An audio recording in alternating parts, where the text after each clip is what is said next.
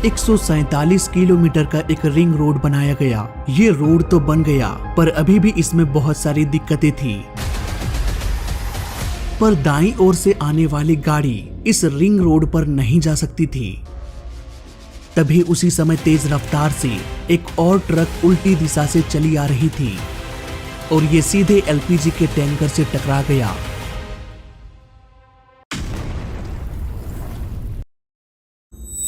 जयपुर साल 2018।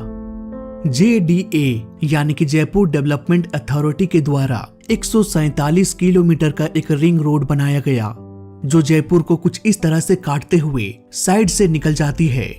शहर से होते हुए जाने की जरूरत नहीं है। ये रोड तो बन गया पर अभी भी इसमें बहुत सारी दिक्कतें थी। यहाँ पर कोई क्लोवर लीफ यानी कि रिंग रोड को मिलाने वाली कोई ब्रिज नहीं बनाई गई थी। इट मीन्स बाएं साइड से तो बड़ी आसानी से रिंग रोड को पकड़ा जा सकता था, पर दाईं ओर से आने वाली गाड़ी इस रिंग रोड पर नहीं जा सकती थी। अगर किसी गाड़ी को रिंग रोड में जाना है तो उसे आगे आकर यू टर्न लेना पड़ेगा और फिर रोड क्रॉस होकर रिंग रोड को पकड़ा जा सकता था। लेकिन इस तरह के यू टर्न लेने से हादसा भी हो सकता है, इसलिए यहाँ पर क्लोवर लीफ बनाया जाना था ताकि हर तरफ से आ रही गाड़ियों को रिंग रोड से जोड़ा जाए। अब समय को थोड़ा फास्ट फॉरवर्ड करते हैं और आते हैं 20 दिसंबर 2024 में। अब तक भी यहाँ पर क्लोवर लीफ का निर्माण पूरा नहीं हुआ और इतने सालों तक ये यू टर्न का सिलसिला ऐसे ही चलता रहा। 20 दिसंबर की सुबह 5:30 बजे यहाँ एक बहुत बड़ा हादसा होने वाला था। एलपी गैस से भरा एक ट्रक एक्सप्रेस वे से होते हुए आ रही थी। इस ट्रक को मथुरा के रहने वाले जयवीर चला रहे थे। इस ट्रक के टैंक में भरा था करीब 18 टन का लिक्विड पेट्रोलियम गैस, जो कि हाईली फ्लेमेबल गैस होती है। इस ट्रक को रिंग रोड में जाना था, लेकिन यहाँ पर रिंग रोड को कनेक्ट करने वाली क्लोवर लीफ का निर्माण नहीं हुआ था, इसलिए ये ट्रक आगे जाकर पेट्रोल पंप के पास यू टर्न लेने लगा। तभी उसी समय तेज रफ्तार से एक और ट्रक उल्टी दिशा से चली आ रही थी। मे बी उन्होंने यू टर्न ले रहे ट्रक को देखा नहीं और ये सीधे एलपीजी के टैंकर से टकरा गया। इस टक्कर से दोनों ट्रक्स को ज्यादा नुकसान तो नहीं हुआ, लेकिन एक बहुत बड़ा खतरा मंडराने लगा। टक्कर की वजह से टैंकर का 5 नोजल टूट गया। फिर क्या था, टैंक के अंदर भरा 18 टन लिक्विड पेट्रोलियम गैस बाहर निकलना शुरू हो गया। पलक झपकते ही ये गैस आसपास फैल गई।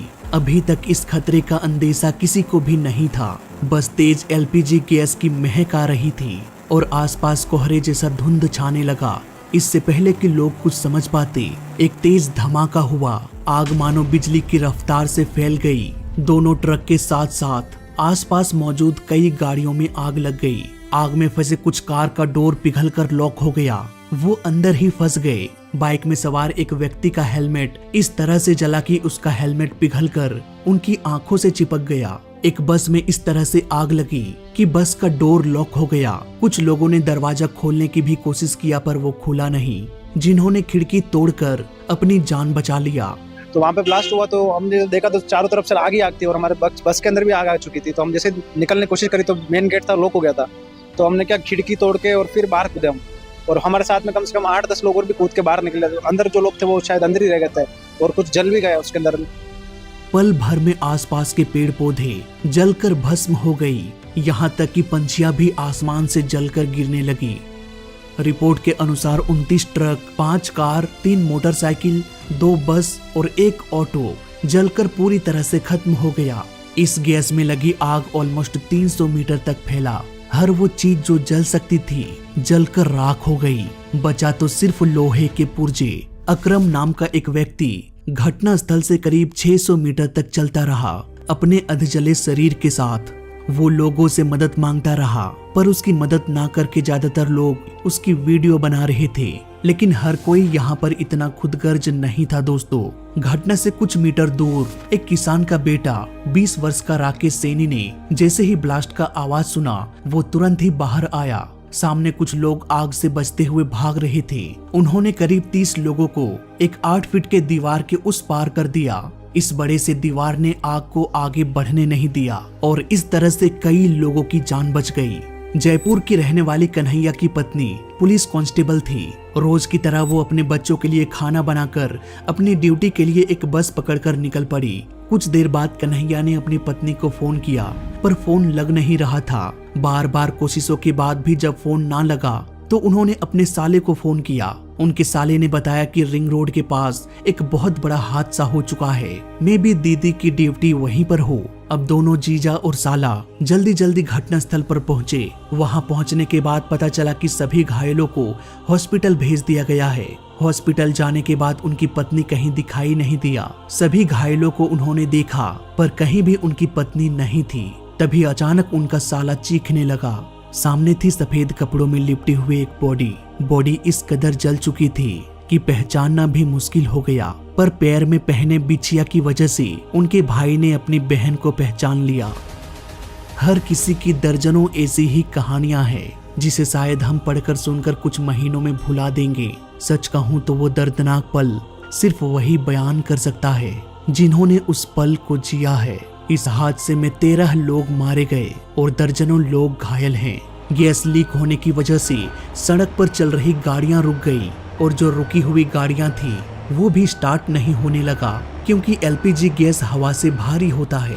ये गैस नीचे बैठ जाती है और हवा यानी कि ऑक्सीजन ऊपर चली जाती है। ऐसे में सड़क पर चल रही गाड़ियों के इंजन में ऑक्सीजन सप्लाई रुक गया।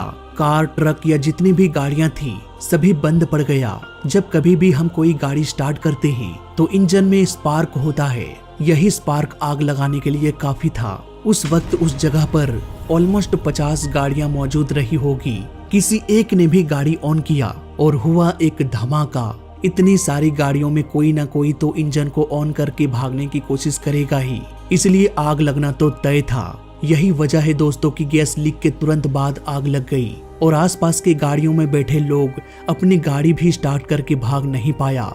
अक्सर ऐसे हादसे लापरवाहियों की वजह से होती है। यहाँ भी बहुत सारी लापरवाही की गई। टाइम्स ऑफ इंडिया के अनुसार NHAI का डेटा ये बताता है कि इसी साल इस एक्सप्रेस वे में कुल 7 जगहों को ब्लैक स्पॉट किया गया जहां हाई रिस्क है एक्सीडेंट होने की। उसी में से एक लोकेशन ये भी था, लेकिन फिर भी 4 से 5 सालों बाद भी सेफ्टी को लेकर कोई बड़ा कदम नहीं उठाया गया, और उठाया भी गया तो उसे पूरा नहीं किया गया। और ऐसा भी नहीं है कि ये पहला हादसा है। यहाँ पर इस एक साल में 84 सड़क हादसों को रिकॉर्ड किया गया इसी रोड में। इन हादसों में 38 लोग मारे गए और करीब 54 लोग घायल हुए। इवन इसी महीने यानी कि दिसंबर महीने में ही 7 हादसा हो चुका है। LPG गैस हादसा 8वीं घटना है according two times of India. ऐसे में ये सवाल उठना तो लाजमी है कि सब कुछ पता है फिर भी उचित समाधान इन ब्लैक स्पॉट पर क्यों नहीं किया गया। क्या वाकई इस घटना का जिम्मेदारी कोई लेगा?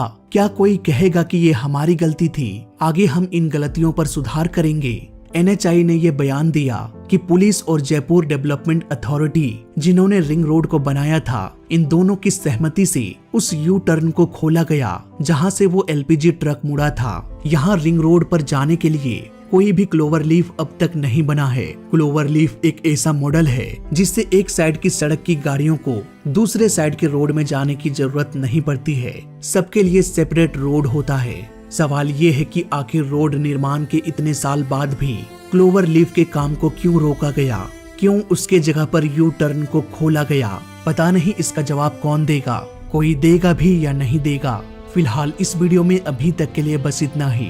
मैं मिलता हूँ आपसे अगली वीडियो में। तब तक के लिए देखते रहिए और सीखते रहिए। जय हिंद, वंदे मातरम।